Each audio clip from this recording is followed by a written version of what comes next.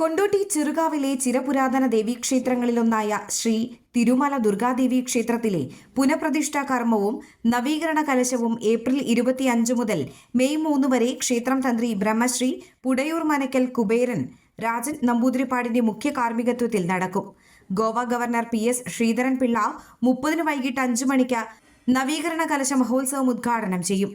കൊളത്തൂർ അദ്വൈതാശ്രമ മഠാധിപതി ചിദാനന്ദപുരി സ്വാമി അനുഗ്രഹ പ്രഭാഷണം നടത്തും. ചെറുകാവ് പഞ്ചായത്ത് പ്രസിഡന്റ് PK അബ്ദുള്ളക്കോയ അധ്യക്ഷത വഹിക്കും. ഷീബ ബാബു വെട്ടത്ത് ആശംസയർപ്പിക്കും.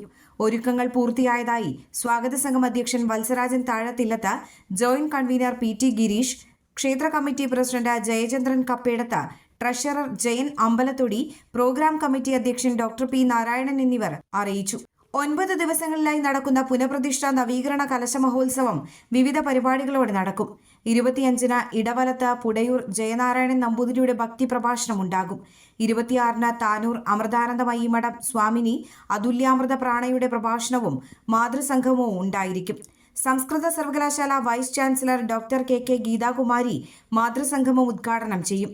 27-ന് നഗര പ്രദക്ഷിണം, വിഗ്രഹ ഘോഷയാത്ര, സാംസ്കാരിക സമ്മേളനം തുടങ്ങിയവ നടക്കും.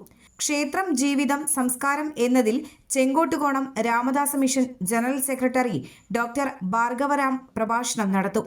28-ന് വിവിധ കലശാഭിഷേകങ്ങളും ക്ഷേത്ര സംരക്ഷണ സമിതി സംസ്ഥാന പ്രസിഡന്റ് മുല്ലപ്പള്ളി കൃഷ്ണൻ നമ്പൂതിരിയുടെ പ്രഭാഷണവും ഉണ്ടാകും. പുനഃപ്രതിഷ്ഠാ ചടങ്ങുകളുടെ ഭാഗമായി പ്രത്യേക പൂജകൾ, വഴിപാടുകൾ എന്നിവയും വിവിധ സാംസ്കാരിക പരിപാടികളും ഉണ്ടായിരിക്കുമെന്ന് പുനഃപ്രതിഷ്ഠാ നവീകരണ കലശ മഹോത്സവത്തിന്റെ ഭാഗമായി നടന്ന വാർത്താ സമ്മേളനത്തിൽ ഭാരവാഹികൾ അറിയിച്ചു. എയർ 1 കൊണ്ടോട്ടി.